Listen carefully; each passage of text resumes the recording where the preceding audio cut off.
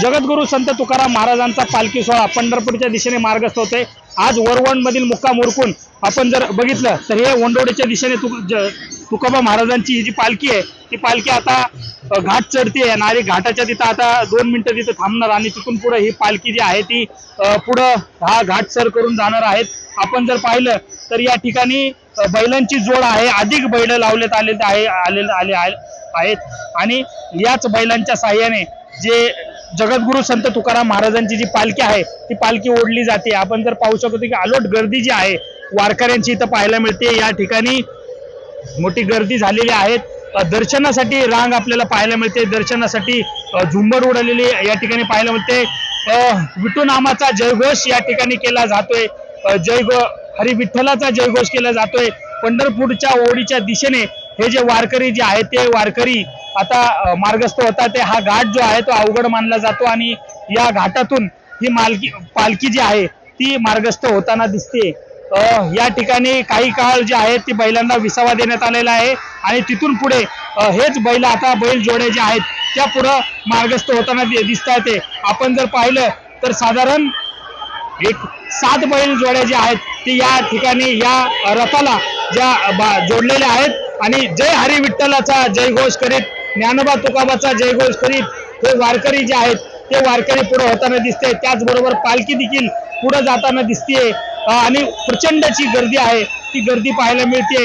हा रोटी घाट आहे आणि याच रोटी घाटातून माऊलीची तुकोबा महाराजांची पालखी जी आहे ती जाताना दिसते। काही काळ या ठिकाणी थोडा विसावा घेण्यात येतो कारण बैलांना घाट सर करायला अडचण निर्माण होऊ नये, त्यामुळे थोड्या करून ह्या जे काही पालखी जी आहे ती पालखी आपल्याला दिसते आणि आपण पाहू शकतो की मोठी गर्दी जी आहे ती दर्शनासाठी या ठिकाणी या घाटामध्ये आलेली आहे आणि घाटामधून ही पालखी सोहळा जो आहे हा पालखी सोहळा मार्गस्थ होतोय। विठ्ठलाच्या ओढीने विठ्ठलाचा नामघोष करीत ही पालखी जी आहे ती पंढरपूरच्या दिशेने मार्गस्थ होते आणि वरवण ते उंडवडी दरम्यान असणाऱ्या रोटी घाटामध्ये आज ही पालखी आलेली आहे आणि आज ही पालखी या ठिकाणी आपल्याला थांबलेली दिसते। काही वेळ या ठिकाणी विश्रांती घेईल आणि लगेच पुढे ही पालखी जाणार आहे। 7 बैल जोड्या ज्या आहेत त्या जोडण्यात आलेल्या आहेत आणि बैलांच्या साहाय्याने ही पालखी पुढे ओढली जात आहे आणि जर आपण पाहू शकतो की काही काळ जे आहेत या ठिकाणी जे थांबवण्यात आलेले आहेत आणि इथून पुढे हा प्रवास जो आहे तो उंडवडीच्या दिशेने मार्गस्थ होणार आहे।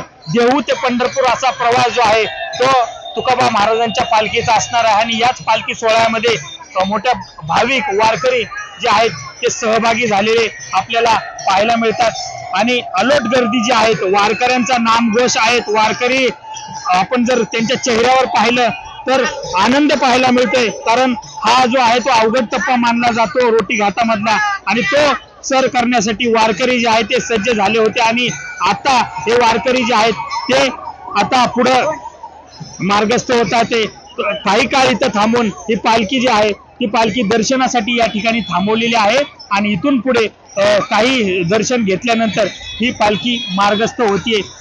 अलोट अशी गर्दी आहे, दुमदुमून गेलेला आहे रोटी घाट, हिरवागार राहिलेला आहे, पडलेला आहे। आपण जर पाहिलं तर हिरवागार जो आहे हिरवळ सगळीकडे जी आहे ती घाटामध्ये पाहायला मिळते आणि विठू नामाचा जयघोष करीत, ज्ञानोबा तुकारामाचा जयघोष करीत ही पालखी जी आहे ती पुढे पंढरपूरच्या दिशेने मार्गस्थ होतीये।